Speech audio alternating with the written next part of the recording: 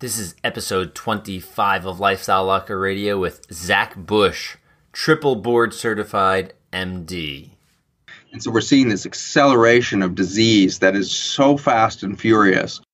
Hi, I'm Dr. Josh Hand, and welcome to the Lifestyle Locker Radio, where we dive into what makes an awesome lifestyle.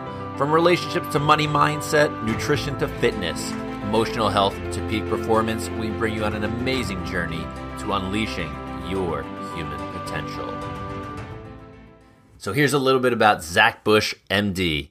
He is one of the few triple board certified physicians in the country with expertise in internal medicine, endocrinology and metabolism, and hospice palliative care. He's a smart dude. The breakthrough science that Dr. Bush and his colleagues have delivered offer profound new insights into human health and longevity. In 2012, he discovered a family of carbon-based redox molecules made by bacteria, and his team has subsequently demonstrated that this cellular communication network functions as an antidote to glyphosate and many other dietary chemical and pharmaceutical toxins that disrupt our body's natural defense systems. This science has resulted in a revolutionary class of dietary supplements, including the product Restore, which I actually take and absolutely love. Dr. Bush points to his kids as the driving force behind his passion for change. He is fiercely motivated by a desire to have them experience a much brighter and healthier future, which I think is amazing and awesome. His educational efforts provide grassroots foundation for which we can launch change in our legislative decisions, ultimately upshifting consumer behavior to bring about radical change in the mega industries of big farming, big pharma, and Western medicine at large. So here we have him, Dr. Zach Bush, MD. Here you have him, Dr. Zach Bush, MD. Welcome to the show. Very grateful to have you here. So why don't you go ahead and tell us a little bit about your story, because we've already heard your bio. Yeah, I appreciate the introduction there, Josh, and excited to be on your show. It's an exciting thing to reach out and hit a new consumer group, because the information we're shared today really is empowering consumers more than it is physicians, in the sense that all of us who are participating in the consumer industry of food and our consumption of it, we are really dictating the greater environment. And so it's my excitement to have moved from doctor to educator again in my life, and be a part of your education mission here at the Lifestyle Locker. So I'm very excited to be on. My background is in engineering and construction originally. I had a classic car restoration thing going on and building houses and stuff. And I was a landscaper. I did everything with my hands. I was a very manual labor kind of guy. I loved building stuff.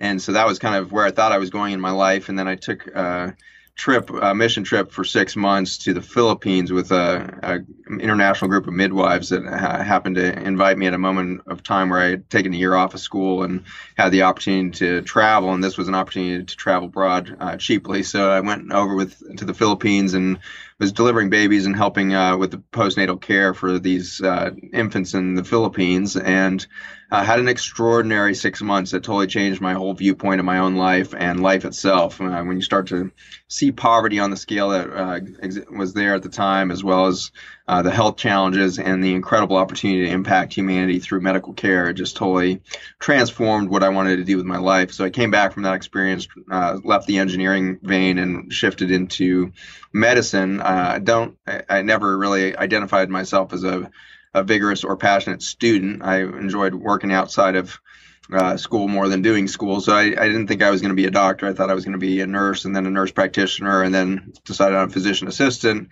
And as I kind of just stumbled up that slippery slope of more and more education, I eventually decided to go ahead and go for my MD.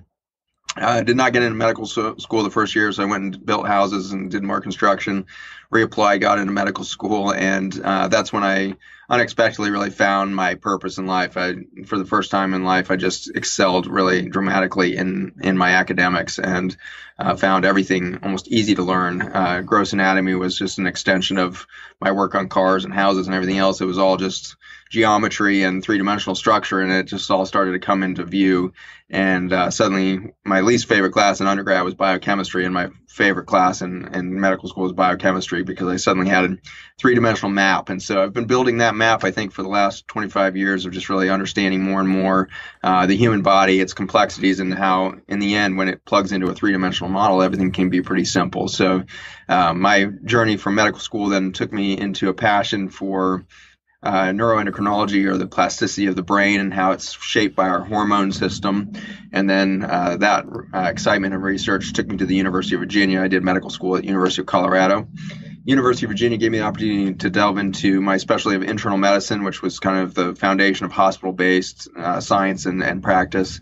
And so I got exposure to the oncology wards, the cardiology wards, the pulmonology wards, renal wards, gastroenterology, all these different subsets of medicine I would rotate through and help run these systems as a resident.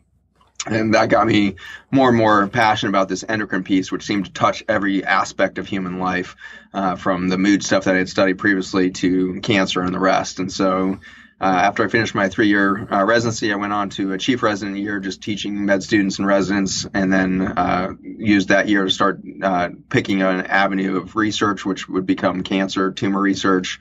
And then went into the 3-year fellowship in endocrinology and metabolism alongside that tumor research. And so I had a very broad interest scope, and my education reflected that. After that year on faculty, after my fellowship, I left and started a nutrition clinic in 2010. Started a nutrition center that was really focused on bringing food in as a medicinal and helping reverse chronic disease through nutrition. And so with that, I went from kind of designing chemotherapy, and then 3 years later designing food. And that largely came out of my work in the chemotherapy realm was around vitamin A. And at the time when I started that, I didn't really put two and two together. I didn't really think of it as food. I was ordering a purified vitamin A from a pharmaceutical company to do my research. And so it actually took me a number of years of being in this vein before I realized the potential power of something as simple as a carrot with all that retinoid and vitamin A in there as being an incredibly powerful tool for fighting cancer or something like that. So that really reversed my paradigm. My paradigm in endocrinology, where I was treating a lot of diabetes and the like, was also changing, realizing that food could reverse type 2 diabetes and cardiovascular disease. And so it was suddenly starting to look like we could change the whole world if we just started eating medicinal food again. And so that was what inspired the shift. Wow. Holy cow. That's I'm glad you told me. I didn't know all the construction to where you are today it's a pretty amazing thing. And just so the audience listening knows, I mean, I know I mentioned this in the intro, you are triple board certified. Not just the guy that did the regular however many million years of school you've done that 3 sets of times.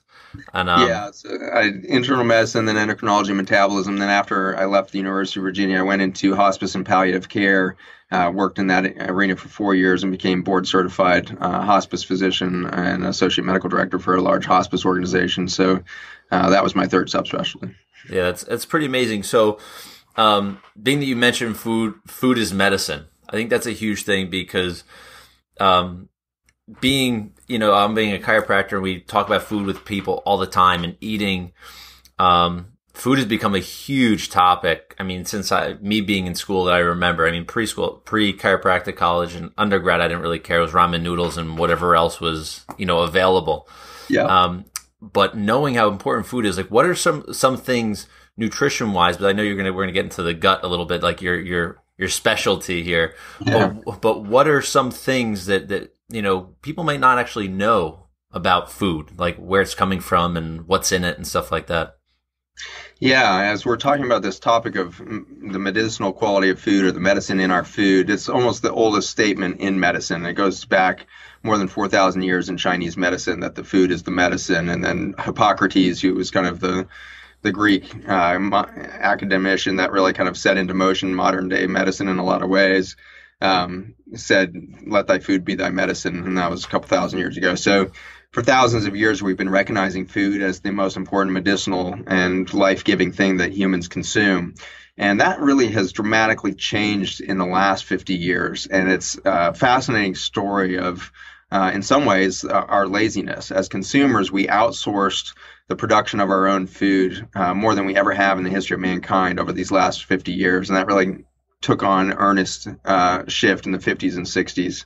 And so the 1950s, 60s saw this big change from where we were growing most of our food in our backyard gardens in 1945. At least 45% of the food chain was being grown there.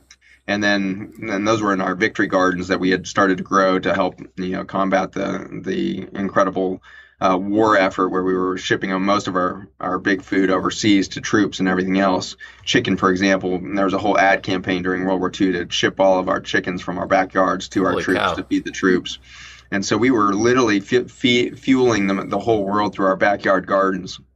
And then you fast forward to the 1960s, and we had seen the advent of TV dinners, and for the first time, all this processed food and convenience food is hitting the market in the 50s and 60s. And what that really was a shift from farmers growing food and getting it to their neighbors to a chemical food industry really starting to understand how to take apart food and then turn it into weird compounds like high fructose corn syrup and all these other bizarre sweeteners, and as well as just like processed wheat.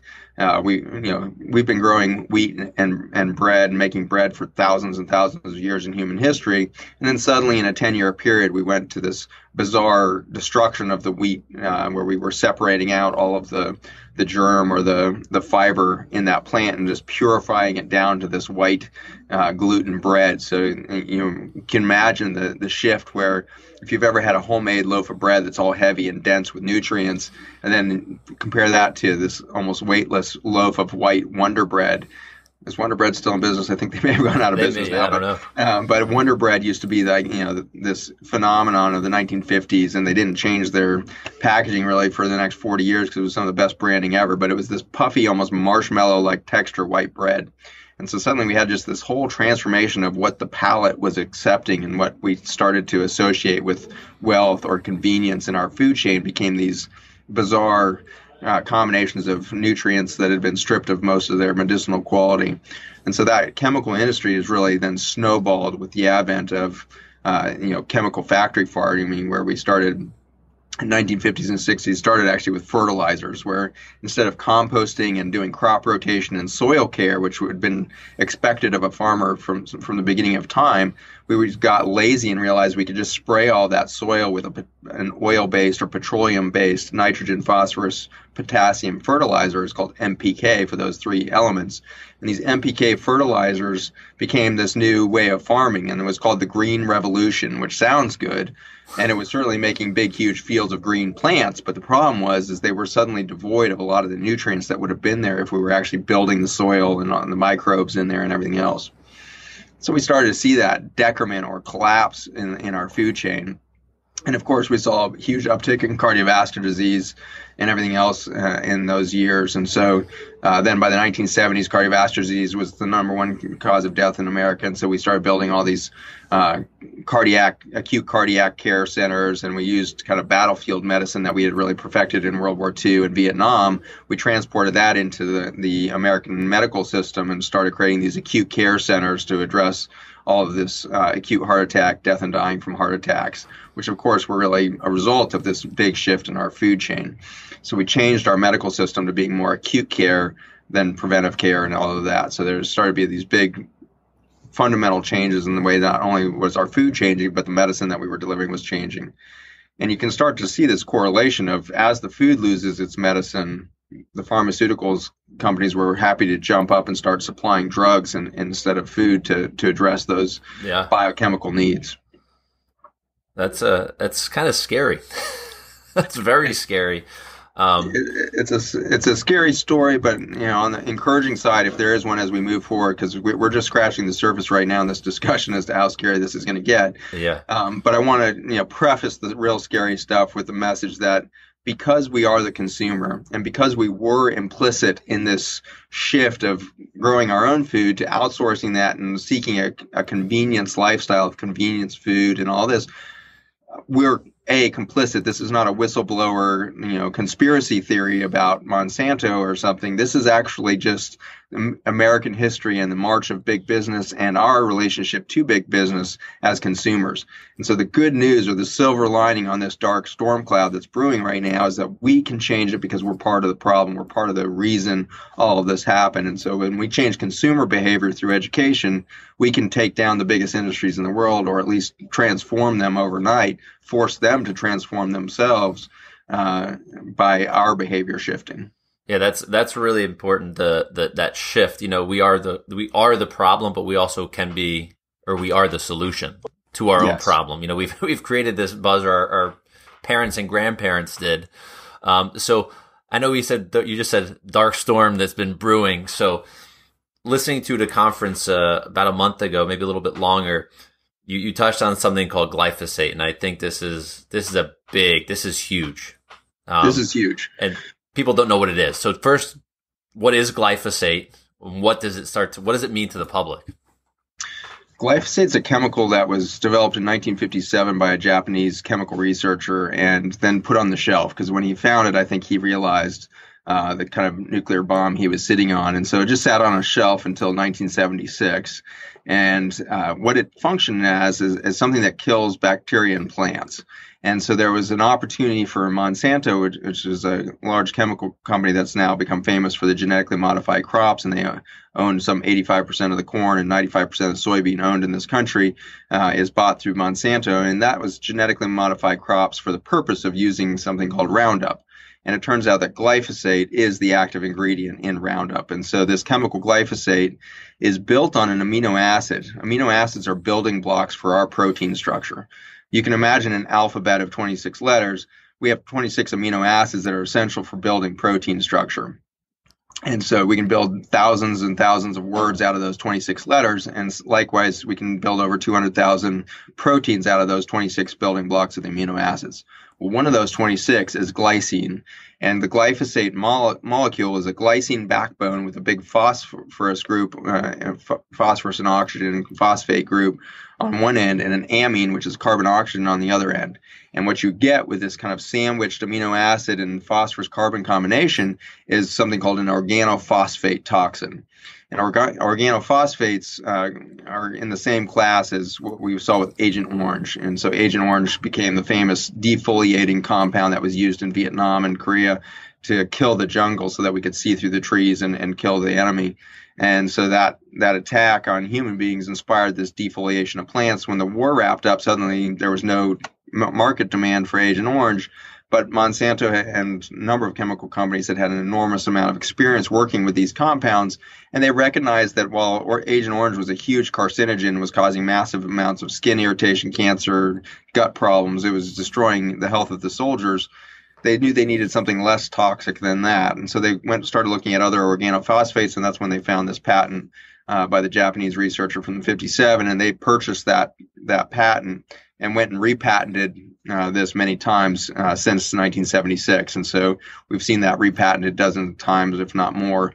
And most of the patents around glyphosate, even though it's used as a weed killer or herbicide, a lot of the patents have been as an antibiotic or an antiparasite or anti-malarial or these killing capacities of this chemical. And so glyphosate started really hitting our farms in 1976 in small ways, but they had to be careful. They had to just spray the weeds. If they sprayed the crop, it would kill the crop, and that was not wanted, obviously. And so that was 1976 introduction. In the 1980s, they got approval to really go direct to consumer, and so suddenly we saw a huge amount of Roundup being sold to the suburban homeowner to spray down their driveway to kill the few weeds in their driveway. Meanwhile, most of that glyphosate Roundup was washing into our gutter systems, and for the first time in human history, we were drinking an organophosphate through our municipal water systems. Holy cow. Holy cow, yeah. And so it turns out that only 0.1%, a thousandth of a percent of all of the glyphosate sprayed worldwide actually hits a weed. The vast majority, 99.99% of that stuff is going to, or 99.9% is going to be swept off into our water systems. And that includes into our gutters, but now it really includes all of our farming fields are just awash in this glyphosate chemical, and they're washing into our rivers and everything else. one of the terrifying things about this organophosphate molecule is it's water soluble. Most of the toxins that are made by nature, you can think of venoms and other fungal toxins, all these things, the vast majority of those are fat soluble or lipid soluble, which means they can be sequestered away from the environment by mycelium in the fungi, or it can be sequestered away from the human body in fat cells.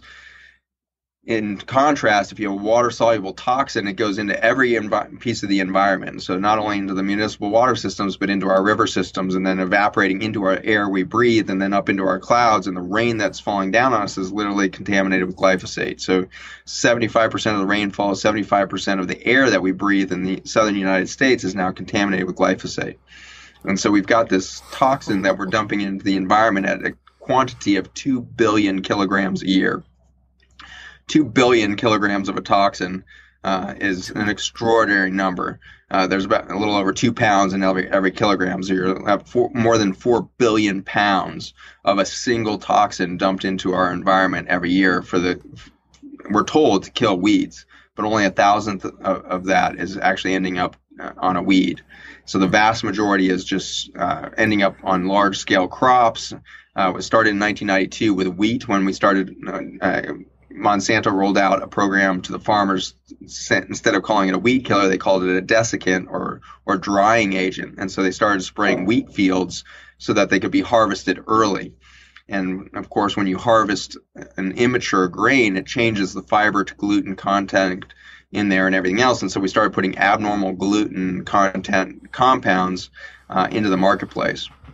And as we'll talk about as we get to the gut lining, there's this huge synergy between gluten and glyphosate as to how they create toxicity to the human body. So that was 1992, and then you fast forward to 1996, and this is when they created the Roundup Ready genetically modified crop, and we were able to start spraying entire fields, which were 10,000, 100,000 acre farms of corn and soybean were being sprayed completely with Roundup. And so just the toxicity of the 1990s will, I think, supersede any other time in the entire history of the globe as to the most rapid toxification of the planet. And every 6 years since about 1990, we've doubled the amount of Roundup used worldwide. And so we're currently at about 4.5 billion pounds of it, and we expect that to double again by 5 or 6 years out. So it's a tragic story of toxification of the planet. Yeah, so these companies you said are making genetically modified plants like corn, right? Corn and soybean. They're able to withstand the toxin? Exactly right. And so they've clipped in a piece of DNA that allows a change in the format of some of these enzymes in the plant that allow it to continue to produce a trace amount of nutrient for the plant so it doesn't die under the pressure of Roundup. What Roundup does, what this glyphosate molecule targets, is an enzyme pathway in plants and bacteria. These chemical companies, which are now worldwide, by the way, Roundup went off patent in 2007, and so now all over the world, every chemical company in the world makes some version of glyphosate containing weed killers. And so glyphosate's now mostly produced in China. In fact, 5 of the big chemical companies here in the U.S. all produce it. But now that it's off patent and worldwide, China's dumping, I think, the majority of glyphosate into the farming industry worldwide. Wow. And so this one chemical blocks the enzymes that actually make the medicinal quality of food, which is pretty extraordinary to say. But we started the conversation with saying food is thy medicine.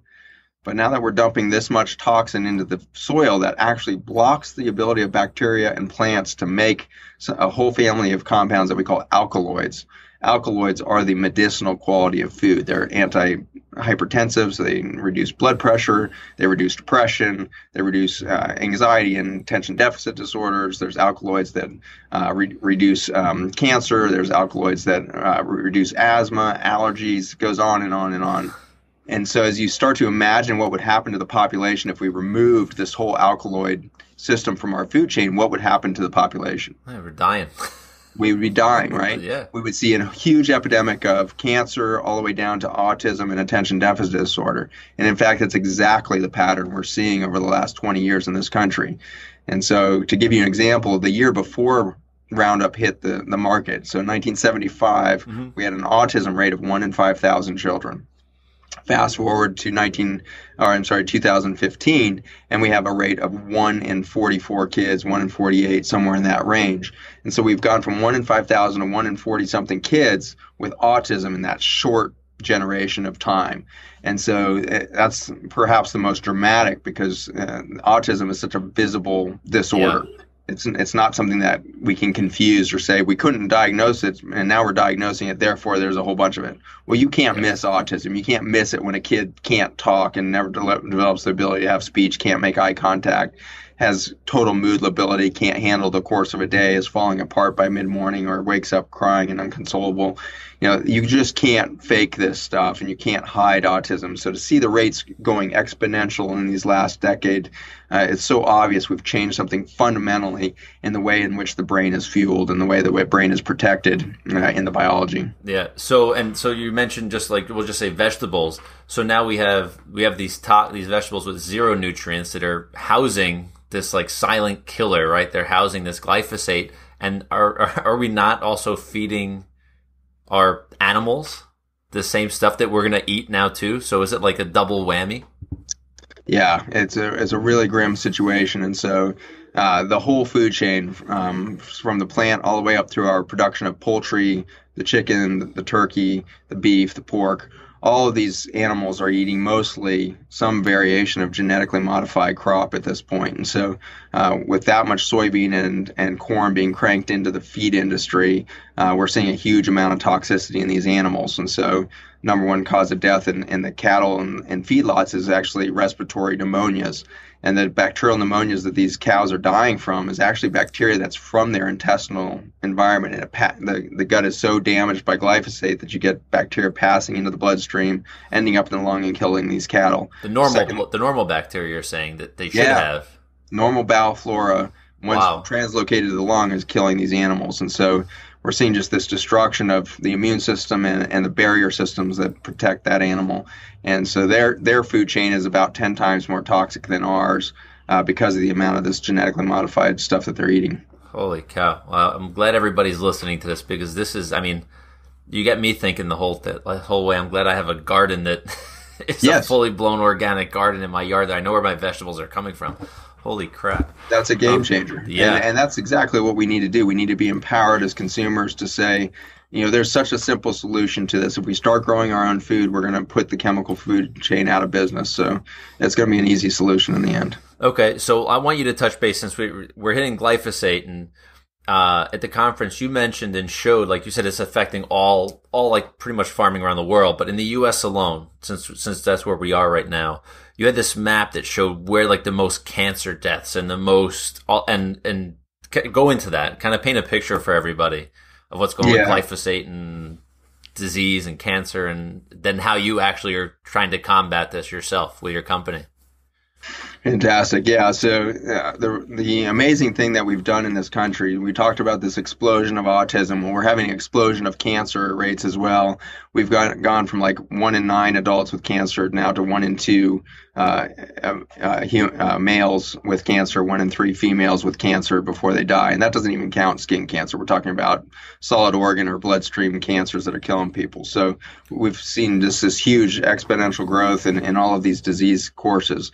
But it's not so much the rate of climb that's the most informative. It's the pattern in which cancer is happening in our country that's probably the most informative about how this chemical food chain is really affecting our immune system and how cancer is developing in our population. So that map you refer to, you can find on the CDC websites, the Centers for Disease Control and Prevention.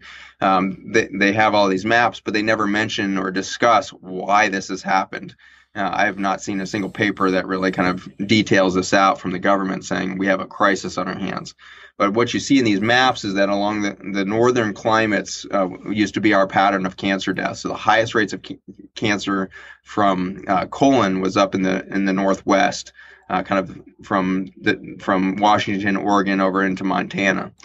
In contrast, the highest rates of lung cancer were always up in the northeast. You're looking at kind of almost from Maine all the way down through New York and New Hampshire and all of that over into Pennsylvania. So that was kind of the lung cancer death mortality pattern. And then prostate cancer was again kind of through the mid to to west end of the north as well. So in all three of the primary leading three causes of death by cancer in males, it was all distributed across the northern portions of the United States. That was up until 1992. And then we fundamentally changed our food system through all this chemical farming and the advent of GMO and now glyphosate and Roundup and everything. That shift correlated with this huge shift in the pattern in which disease was happening in this country. And so now from 2007 to 2015, if you look at the primary cancer death, now cancer rates have gone up all over the country. However, the highest rates are now all in the South and in the middle. And so it's Louisiana all the way up through Tennessee, Kentucky, and all of that. And so that is the new epicenter of cancer, and the highest rates in the whole developed world are in the last 90 miles of the territory in Louisiana that goes from Baton Rouge to New Orleans. That's the highest cancer rates. It's called Cancer Alley now. Oh, wow. As the highest cancer rates in the whole world. So as far as the developed countries, we're ranking way low, and then in that space, we're dead last of cancer outcomes. So really a grim statistic there. And then if you overlay that with the Mississippi River Valley, you realize that all of some 80 or 90% of the glyphosate that's sprayed in this country all ends up in the Mississippi tributaries. And so it sweeps almost from Oregon all the way across through Michigan and out through the Midwest, all up in Northern Territories. It collects all that glyphosate and concentrates it down through the Mississippi. And the last 90 miles of the Mississippi River are right there defining Cancer Alley between Baton Rouge and New Orleans. That's mind-blowing. I mean, if you guys can just picture this section of, you said Cancer Alley, right? Yep. Cancer, like and how the world doesn't see this, and how, I mean, you're a warrior, for researching this and paying attention and just like opening your mouth. I don't understand why the world, I mean, I guess I do, but why the world is not taking action on this. We're killing ourselves slowly. We're just kind of killing putting ourselves fast. Yeah, okay, there you go. We are killing ourselves so fast now, and we get to see this every day in my clinic. Is that we are literally accelerating disease in each generation by 20 years. And so, grandma got diabetes at 65. Mom got diabetes at 45, daughter got it at 25, and her daughter at age 5 already has prediabetes. Yeah. And so we're seeing this acceleration of disease that is so fast and furious that right now it's looking that by year 2035, we will have 1 in 3 children autistic in this country.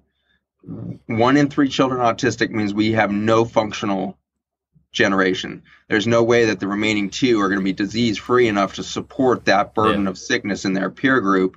And the financial solubility of this country is absolutely on the brink, because the children there not only are going to be supporting the sickest peer population in human history, they're going to be supporting the largest geriatric population in human history that is also becoming disease burden like no get out. So I really think we've got 16 to 20 years left to change everything. And if we don't, we will become infertile as a population and we will die en masse. Wow. I mean, I think I've never thought of it that way, but I was wondering, even with autism alone, like who's going to take care of these kids? An amazing statistic came out of Vietnam War. We actually decreased the caliber of our weapons that we were using in World War II so that we would maim rather than kill the Viet Cong, because we realized if you injure one soldier, it takes 2 people to support that injured soldier. Whereas if you kill one, the other 2 are still there. And so amazingly, we came up with this statistic that if you could injure 1 in 3, you would eliminate the enemy. And so now we have in our food chain, 1 in 3 becomes autism. We've eliminated functionality, even if those other 2 were healthy, which they clearly aren't, because the other 60% that don't have autism are going to have the diabetes, the hypertension, the cardiovascular disease, the major depression, the suicidality, go through all these other epidemics that are happening in our environment. It's going to keep hitting. Yeah. So I know you've come up with a solution. I want you to kind of talk about what your solution is, please. I'll start by saying it's not at all my solution. The miracle, what happened in 2012, is that Mother Earth, this planet that we are toxifying to the degree that we're talking about now, where we're dumping 2 billion kilograms of a toxin into her soils every year, that Mother Earth, in the intelligence of its design, planted 50 million years ago in her soil an antidote to this toxin that we are now talking about. And so what we found in 2012, completely by accident, was a family of molecules that are in soil and in your gut. Bacterial populations that are broad in species diversity. We're talking about 20, 30,000. In the ancient soils, we're talking about probably hundreds and hundreds of thousands of bacterial and fungal species that were thriving. And now, as we look forward to the current situation, what we see is where we're dying out the complexity and diversity of our soils by all this chemical farming. We're losing these molecules that we found in 2012. I had the opportunity to recognize that molecule because it happened to look like some of the compounds I was doing research at the University of Virginia. And so now, as we fast forward 4 years later, we've spent the last years teasing out what these molecules do in the human body. And at the time, I was studying nutrition. I was running a nutrition center, but I didn't have any idea on the scope of glyphosate and Roundup and its impact on human biology. Much of this science has really been teased out by our chief science advisor, John Gilday. He's a PhD in genetics and cell biology at the University of Virginia. Brilliant man. And he's teased out a lot of the mechanisms by which these molecules work over time. And we have our own basic science labs now that are revved up, and we're really figuring out a lot of science around what human gut health looks like and how we interact with our food environment and these toxins. But what we found in 2012 was this large family of molecules that kind of have probably over 1 million variants of these carbon molecules that are made by bacteria when they digest food, whether that's in the soil or in your intestines. And so this family of molecules, it turns out, has a potent ability to counteract the toxicity of glyphosate on the human gut lining and the immune system. Keep going. So this is good. So you found something that is made by nature, right? Our body and nature is designed to heal itself. Yes, right? Exactly. We have the intrinsic capacity to heal anything. Our bodies are regenerative machines. Every single cell is equipped with an unbelievable amount of machinery at the enzyme level to repair everything from the DNA through protein structure to cell membranes. We can replace and repair every single aspect of the cell if we have communication intact. And that's what we discovered in 2012, was that this family of molecules is functioning, even though made by bacteria and fungi, it's functioning as the communication network in the extracellular environment of the human body. And so the proteins that we build to scaffold our cells together to communicate between cells, this whole communication network that really is starting to look like the biggest secret to date on how human health and longevity happens, is not made by the human cells. It's actually made by the bacteria, fungi, viruses, all of this huge microbiome, parasites, etc. They're all contributing to this massive communication network that puts the cells into this high state of repair and protection. And so it's just an incredible story of Mother Nature just unraveling grace on a grand scale here, that we would toxify her and that she would have planned seemingly 50 million years in advance for this insanity and would plant antidotes in these fossil soils that would help us overcome this toxin. Is just an extraordinary story. Yeah. Keep going. Sorry, I don't can interrupt. Yeah, no, you're good. But I'll give you a little bit of background on what glyphosate is doing to the human gut, and then we'll talk about how these soil compounds are counteracting that. But glyphosate is this chemical, as we talked about, which kills bacteria, fungi, and blocks the ability of medicinals to come into the human body through our food. But it's the second thing. So you can imagine this chemical coming into our food and water now, and it enters our gut, and it functions as an antibiotic. So it starts killing bacteria as soon as it enters the system. And those bacteria, as they are lost, we lose their communication network that would have been supporting our system. And so it's starting by stripping away our foundation or our first line of defense by killing the bacteria. And then step two is glyphosate acts, our group has demonstrated again and again now that it acts as a direct toxin to these tight junctions. These tight junctions are Velcro proteins that hold all of the cells of your body together. Starts at your gut lining. Your gut lining covers 2 tennis courts in surface area and is half the thickness of a hair. And so that tiny, tiny, thin cellophane-like membrane that's half the thickness of a human hair is your entire barrier system from the outside world to your immune system. And glyphosate has this property that breaks these Velcro things. So all of those trillions of cells that cover those tennis courts of surface area suddenly break apart, and you've got leak. And so suddenly everything that you put in your mouth, whether it's water or food, is going to be crossing that unprotected membrane, and your immune system is getting hammered. Your immune system lies right behind that gut membrane, some 70% of that immune system. And that immune system now getting overwhelmed, and it has to build antibody response and all these antioxidant and oxidant responses, and it's just this huge chaos or food fight after every single time you put something in your mouth because that membrane's leaking. And unfortunately, that's just the beginning of the problem, because not only is glyphosate hitting the gut membrane, every other membrane, all of the blood vessel membranes in your body, which are called the endothelial systems, the blood-brain barrier that protects your brain and peripheral nervous system from your bloodstream, the kidney tubules that are supposed to be detoxing your body, all of these systems are tied together with the same Velcro. And so as glyphosate goes stem to stern, and Monsanto themselves for years and years were showing that at about the same rate that you eat glyphosate, it gets peed out in your urine. So they said that that's why it's safe. It doesn't bioaccumulate. It doesn't build up in the body. We now know that's not entirely true, but we know that a lot of that glyphosate, some 99% of it, is probably passing through in the urine, which means it's crossed the gut membrane, done damage there. It's crossed the liver membrane, done damage there. The blood vessel membrane, done damage there. Blood-brain barrier, done damage there. Eventually getting to a kidney, done damage there, and finally peed out. So we're damaging stem to stern this whole system with the glyphosate. What the magic of Mother Earth is that the soil and the microbial diversity, when it built this huge network of communication, if we put that back into this biologic system of the gut membrane and beyond, we see an immediate buttressing of that natural barrier system that exists. So like you said, the human body is built to heal, but it cannot heal, or it does not heal, if it doesn't know there's a problem. This is very much like your cell phone. We're talking about cells down at the cell level, or biology. Now we can think of the cell as your cell phone. Your cell phone is always working, and there's a computer in there that has the ability to receive and send signal via transmission device. But if you're too far away from the cell phone tower and you don't have that wireless invisible communication system in place, that cell phone is useless.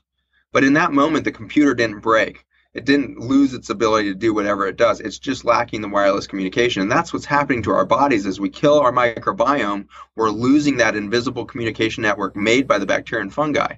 So these molecules we found in 2012, as they go deplete, the body becomes super vulnerable to injury because it doesn't know how to repair it. It doesn't hear that there's a problem, so it doesn't respond for all of its mechanisms.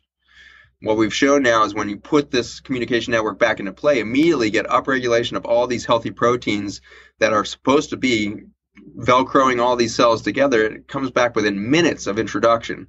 So you get this huge rebuttressing of the gut membrane, vascular, blood-brain barrier, kidney tubules, and beyond. So that's step one, is the bacteria are now back in play. And with this communication network, you see an increase in bacteria, you see an increase in the protein production from the human cells. You get this whole system back into this kind of prevention repair system, which we call the acute inflammatory reaction. This acute inflammation is what's supposed to happen every time we get injured. Acute inflammation actually helps us live longer. We get stronger after every acute inflammatory reaction. But if we're getting too many injuries too fast because we're leaking all over the place, then we start to accumulate what we call chronic inflammation. And that's its own self-destructive process where the body is accumulating acid or oxidation, and we're starting to break down our body just from our immune response itself. And so this whole bacterial communication network shifts us back into this acute inflammatory regulatory state that's really promoting cell repair and longevity. And so this supplementation with these molecules is not just, something that is momentary. It's something that's really building back a system of long-term repair and communication. So it's a very fascinating look at how the microbiome outside of us is really dictating and governing our body to do human healing at the cell level. That's so cool. That really is so cool. And so I want to get to the point here because I want you to be able to give, people are probably taking notes. There's a lot of information. You just gave a class, right? Yeah, really to everybody. I mean, to me alone, and let alone everybody else listening. But let's get, I tell people I want 3 gold bars. I want 3 things of knowledge that I think everybody could take an action step to do tomorrow. Let's do it. So number 1, you are the consumer and you can take back your food chain. So step 1 is grow something. If you don't have a garden, then get a basil plant or a tomato plant, stick it in your kitchen window and grow it in a pot. if you've got a backyard or if you've got a balcony, go crazy with the pots or get some container gardening going or plant a garden outside.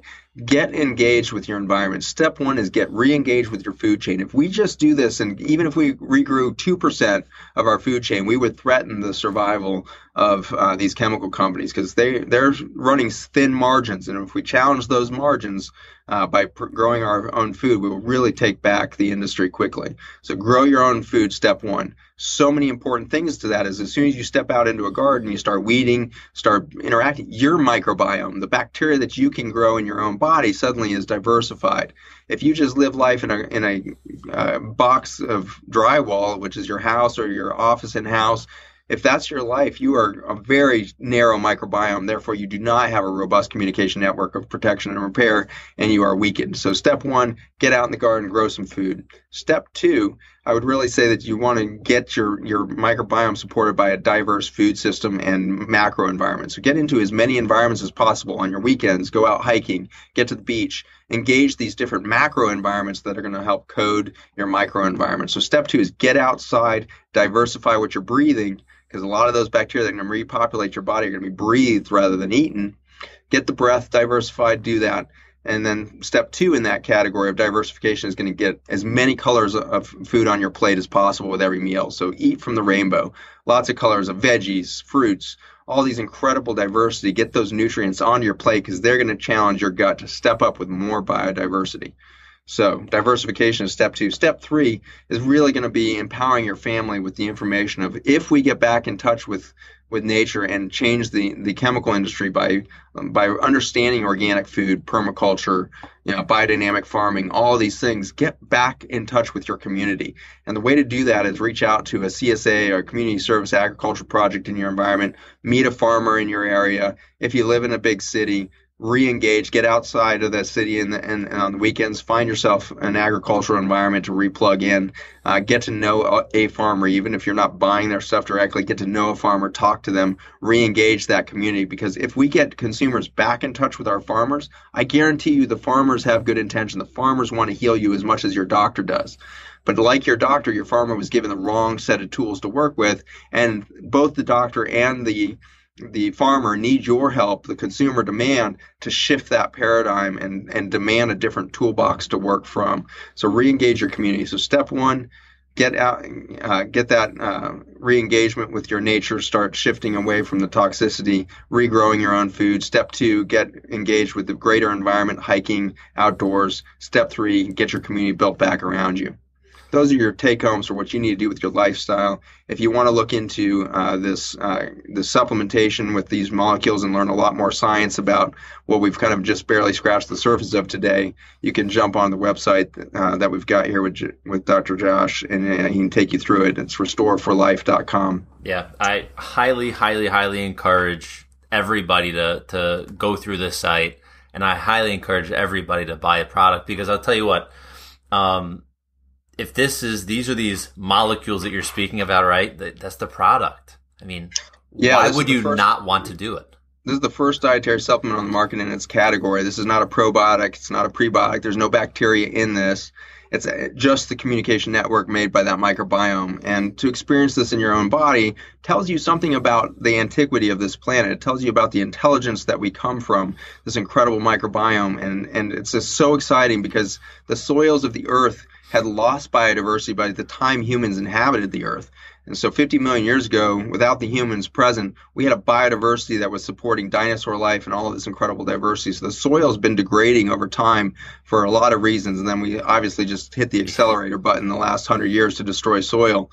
And so it's really fascinating to plug your body back into a communication network that dates back millions and millions of years, experience that soil intelligence or that bacterial intelligence in your body for the first time in human history. And so it's a fascinating story of if we reconnect on this grand level, what's going to happen to our consciousness as we get more and more protection at the cell level, as we put these barriers back up in our bodies.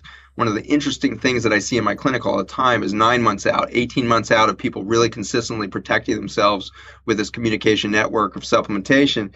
you see them changing as human beings. We see people quit their job that they've been miserable in for 20 years and start the company they've always wanted to start, or leave the abusive marriage that they've known for 20 years they needed to leave. They suddenly get this sense of self-identity back because literally their body's getting an outside world, inside world barrier system built again, and it's helping us redefine, here I am, here's the outside world, here's what healthy boundaries look in my life at the cell level, here's what healthy boundaries look like spiritually and emotionally for me in my life, and here's what I'm going to demand for myself, and how I'm going to treat those around me is going to be different.